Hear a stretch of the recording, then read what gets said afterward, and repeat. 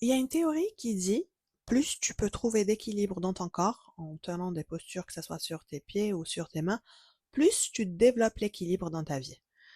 Ok, c'est peut-être moi qui ai inventé cette théorie, mais elle est bien fondée. Qu'il s'agit de tes émotions, de ta prise de décision ou de tes raisons d'être, cette vérité est implacable. Chaque fois que j'ai fait le travail pour solidifier une posture, développer mon ancre physique, cela s'est répercuté directement sur ma capacité à naviguer les phases de ma vie avec une clarté et une sérénité nouvelles. Bienvenue dans le 16e épisode de Trouve ton flow, l'opération Extreme Glow Up, le programme qui vise à te motiver pour que tu te remettes sur les rails mentalement, physiquement et émotionnellement. Aujourd'hui, on plonge au cœur du mouvement le plus fondamental, l'équilibre, la stabilité et le flow. Comme les deux épisodes précédents, celui-ci est aussi technique. Nous allons décortiquer la biomécanique, la neuroscience et les compétences cognitives qui se cachent derrière ces concepts. Ce contenu est particulièrement précieux pour les professionnels du mouvement, les profs de yoga, les instructeurs de pilates, les coachs de fitness qui veulent construire des structures, mais il est surtout pour toi si tu es intéressé à mieux habiter ton corps et à te blender contre les années. L'équilibre n'est pas un luxe pour faire de belles photos de yoga, c'est un mécanisme de survie. Après 30 ans, nous commençons à perdre à un rythme de plus en plus accéléré les capteurs qui informent notre cerveau de la position exacte de notre corps. Ce sont nos systèmes proprioceptifs et vestibulaires. Et c'est pas une théorie, c'est un fait, c'est prouvé. Pourquoi l'équilibre est fondamental? Pour deux raisons principalement. 1. Le rebound, rebondir. L'équilibre est ce qui nous permet de réagir instantanément à un imprévu. Quand tu trébuches, ce n'est pas ta force brute qui te sauve, mais ta capacité à rebondir. Cette capacité de correction rapide est la même que celle qui te permet de rebondir après un échec ou une mauvaise nouvelle émotionnelle. Et 2. Cela nous évite les blessures. L'équilibre protège nos articulations. Quand tu manques d'équilibre, tes muscles stabilisateurs profonds ne s'allument pas et la charge est envoyée aux articulations et ligaments, augmentant le risque de torsion ou de chute, surtout en vieillissant. Je me rappelle, une fois j'étais en train de marcher euh, dans la rue et il y avait une dame qui marchait devant moi. Un jour quelconque, un événement quelconque. Et de nulle part, il n'y avait rien, ni marche, ni rien du tout. Elle trébuche et elle tombe et elle se fait super mal à la cheville. Ce moment-là, c'était un élément très déclencheur. Cet événement était un élément très déclencheur pour moi pour commencer à m'intéresser à l'équilibre parce que j'avais compris son importance sur le tapis, mon tapis de yoga, mais aussi dans la rue quand je suis en train de marcher, faire mes courses ou faire la life. Et c'est pour cela que aujourd'hui je dédie tout un épisode pour parler de l'équilibre et la stabilité. Souvent, on utilise ces termes de manière interchangeable, mais ils décrivent deux processus distincts et interdépendants. L'équilibre, c'est le dialogue interne, c'est la négociation constante et c'est l'art de la micro-ajustement. C'est une série rapide, fluide et inconsciente de corrections musculaires. Ce n'est jamais un état fixe, mais une négociation constante entre la chute et la correction. On pense que être en équilibre, c'est être fixé ou stable ou de ne pas bouger, alors que non, pour pouvoir tenir en équilibre, il y a plein de petits mouvements qui se passent constamment et c'est ce qui donne cet aspect de stabilité de l'extérieur. D'ailleurs, moi ça je l'ai appris sur le tapis quand on se voit tenir un guerrier 3 ou la posture de l'arbre, on pense qu'il n'y a rien qui bouge alors que constamment on est en train de répartir notre poids vers le devant, vers l'arrière pour trouver et garder son centre. Quand on travaille avec l'équilibre, on est aussi en train de travailler avec le centre de la Terre, la gravité. Donc, en plus de ça, il y a cet échange avec notre environnement externe, avec le centre de la planète, carrément. Donc, cet équilibre ou ce dialogue entre ton centre et le centre de la planète. C'est pas romantique tout ça. Et l'équilibre dans le corps et dans l'esprit. Donc physiquement, comment cela se traduit? C'est le physique, c'est le mouvement sur un pied, par exemple, c'est le mouvement sur une jambe. Tu es constamment en train de presque tomber, mais ton cerveau corrige l'information des trois systèmes visuel, vestibulaire et proprioceptif en temps réel pour te maintenir sur place. Alors que l'équilibre dans le mental, c'est le centre dans le chaos. L'équilibre est la flexibilité cognitive, ta capacité à maintenir ton cap tout en t'ajustant aux données externes. C'est ta capacité de traiter plusieurs informations sans saturer. Et émotionnellement, l'équilibre, c'est la régulation. C'est l'intelligence de ne pas surréagir. L'équilibre émotionnel te permet de ressentir pleinement tes émotions, que ce soit la joie, la colère, la tristesse, oui, etc., sans te laisser déborder ou dévier de ton axe. C'est l'art de la régulation. Et en neurosciences, l'équilibre est géré par la conversation entre trois systèmes. Le premier, c'est le système visuel, c'est ce que tes yeux perçoivent de l'horizon. Le deuxième, c'est le système vestibulaire, c'est dans ton oreille interne qui détecte l'accélération et la gravité. Ce système est essentiel pour réagir rapidement à un changement d'inclinaison et on l'utilise énormément quand on fait des postures de yoga, quand on essaye d'être en équilibre, mais surtout quand on fait des inversions. C'est aussi à cause de ça qu'on a le vertige quand on roule en voiture et qu'on est en train d'utiliser son téléphone. Parce qu'il y a un mismatch, il y a un désaccord d'information. Il y a tes yeux qui sont figés sur ton téléphone si tu es en train d'utiliser ou un livre si tu es en train de lire, alors que ton système vestibulaire, il reçoit du mouvement. Et donc, ce mismatch te donne le vertige ou la nausée.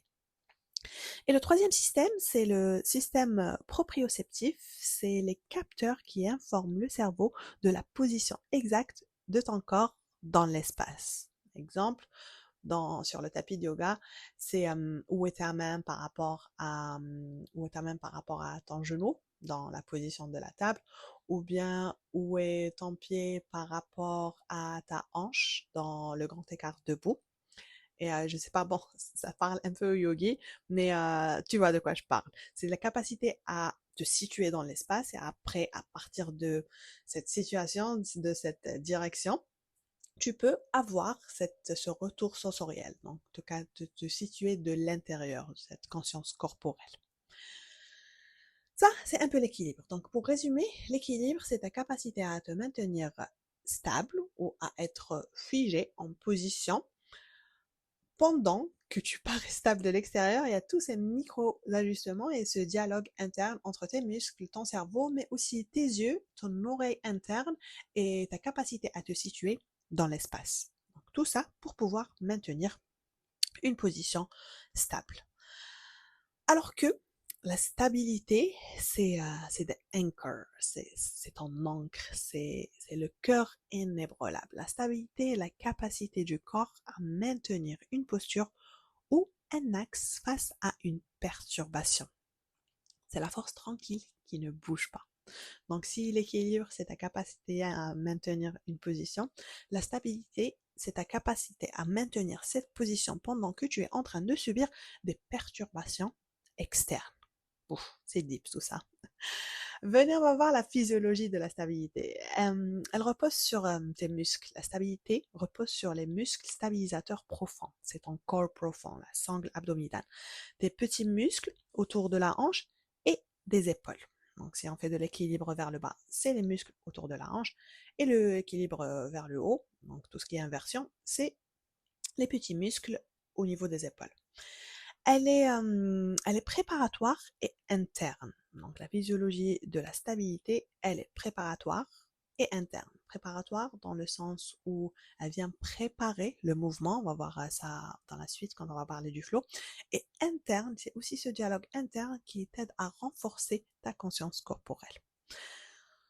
Son application dans le flow, le type de yoga qu'on appelle le flow ou la mobilité, ou la séquence fluide, la stabilité est l'ancrage de ton bassin. Quand ton centre est stable, le reste de ton corps a la permission d'être en mouvement ou bien d'être en équilibre, cet équilibre en mouvement. Et sa psychologie, c'est que la stabilité et l'ancrage émotionnel est le non négociable de votre vie. Ce qui est stable pour toi, c'est tes limites, ce que toi, tu t'imposes. Et en faisant cela, les autres s'imposent. Je sais pas if it makes sense, mais c'est tes limites, c'est tes non négociables. C'est voilà ce que je suis, voilà ce que je veux, voilà ce que je peux compromettre et voici ce que je ne vais pas compromettre. C'est tes valeurs, c'est tes limites. Lorsque ton centre émotionnel est stable, tu ne t'effondres pas à la première critique. Quand tu établis cette stabilité émotionnelle interne, ce que tu permets et ce que tu interdis, quand on dit interdire, c'est pas imposer des lois aux autres, c'est à toi. Et l'interdiction, c'est pas l'interdiction de la punition, bien au contraire, c'est du self-care, c'est de l'autoprotection. Tu es en train d'établir un seuil émotionnel. C'est-à-dire, dans ce seuil, tu vas filtrer ce qui va pouvoir rentrer, ce que tu vas permettre à rentrer dans ton expérience, les expériences de ta conscience. Ouf, c'est trop deep. On va essayer de revenir sur ça.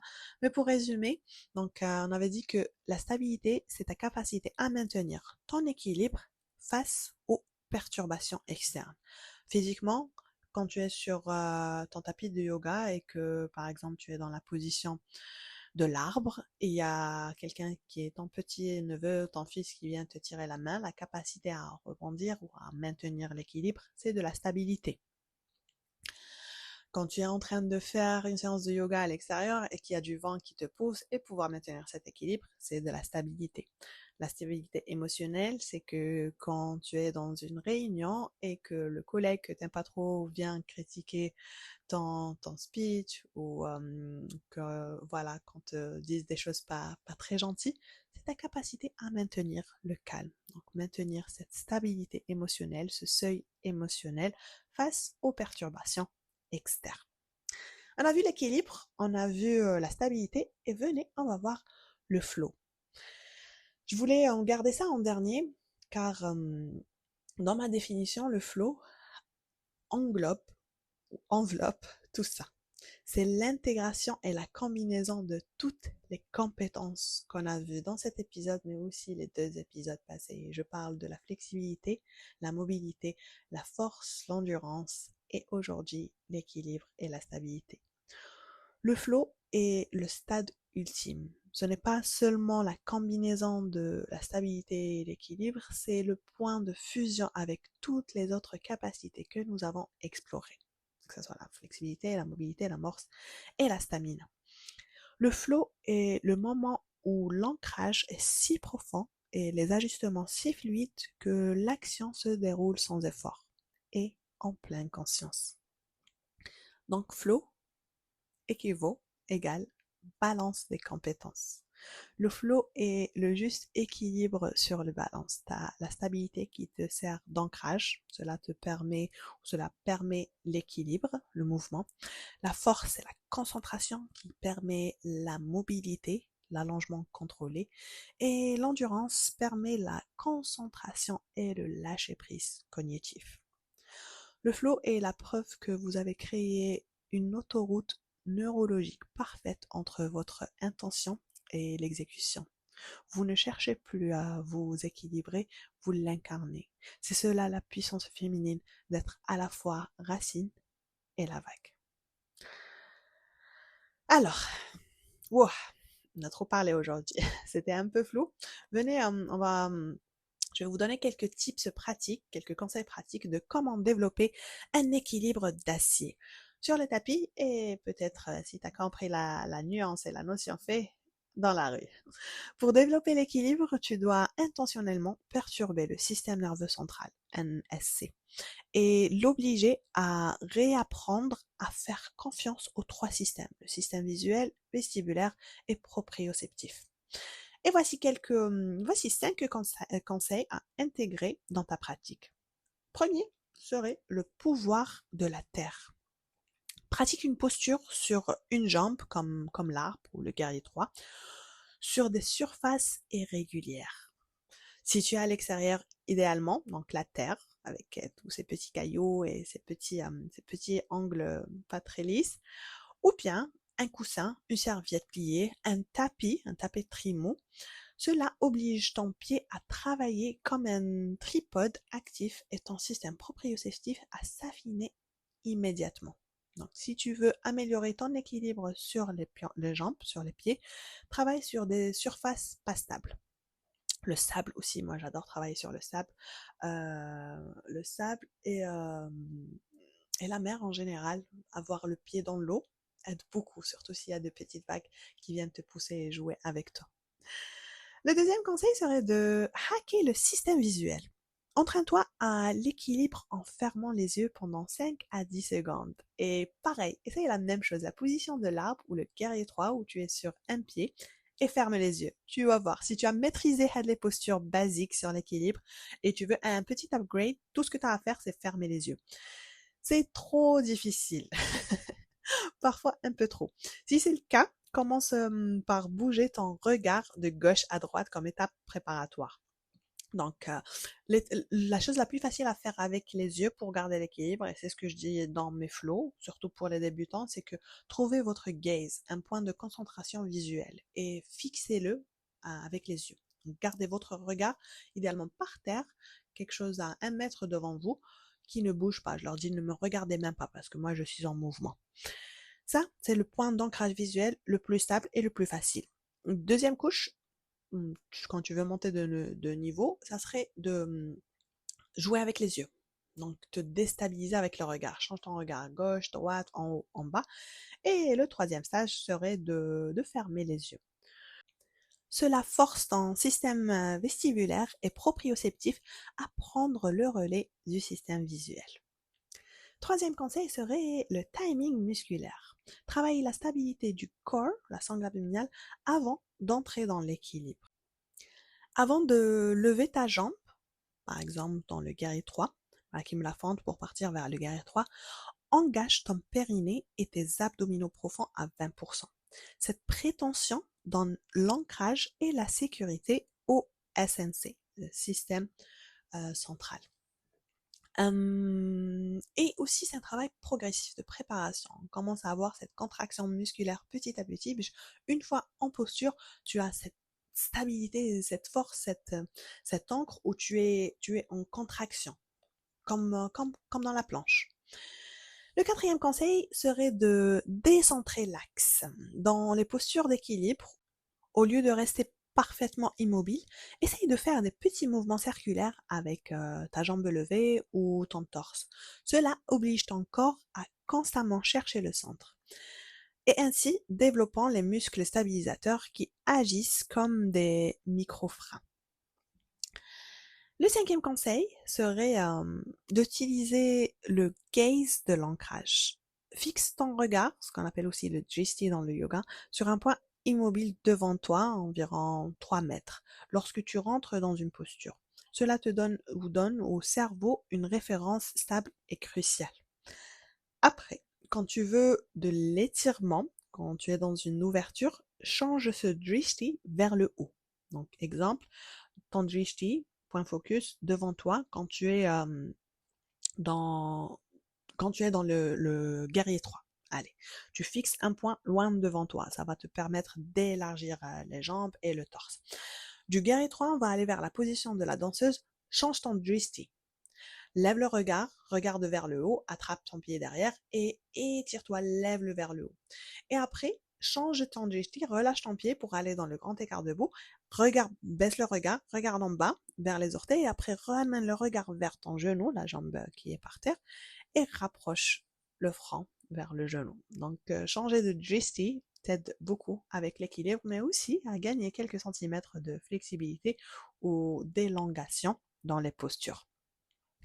Donc, pour résumer tout ça, comprendre la stabilité, l'équilibre et le flow, c'est se donner la permission de naviguer la vie avec grâce. C'est le secret de la résilience qui te permet d'être à la fois puissante et fluide. Et là, je parle de la pratique sur le tapis et en dehors. C'est dans cette zone de contrôle dynamique que ta puissance réside. Ok,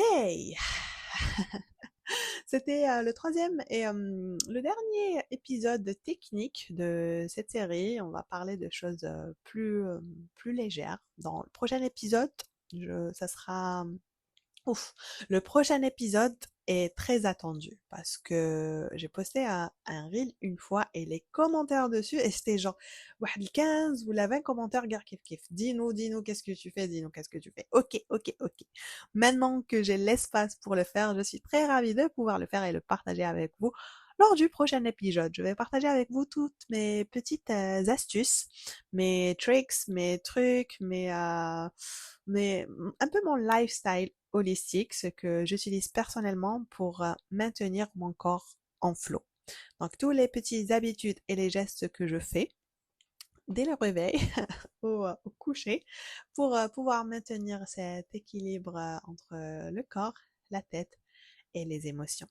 Donc, accrochez-vous bien et surtout, we listen and we don't judge. Je vous en parlerai en détail lors du prochain épisode. Ça sera aussi un summary de ce mois-ci, le mois de novembre, où nous avons parlé du corps. Mais avant, j'aimerais bien te retrouver sur le tapis pour venir mettre en pratique cet art de l'intégration dans le 6am Flow Club. C'est la plateforme de bien-être féminin où nous incarnons ces principes de fluidité et de puissance centrée. Toutes les informations pour rejoindre le 6am Flow Club, ton studio de yoga à la maison, tu vas les trouver dans la description du groupe. Mais pour résumer, c'est des cours de yoga en ligne qui se passent les jours de la semaine du dimanche au jeudi à 6h30 du matin. Les week-ends, c'est à 10h. Il y a aussi des séances after work 19h, une séance le week-end 21h30 pour venir faire du yin yoga, yoga restauratif, mais aussi du vinyasa, du power, du qigong, du pilate.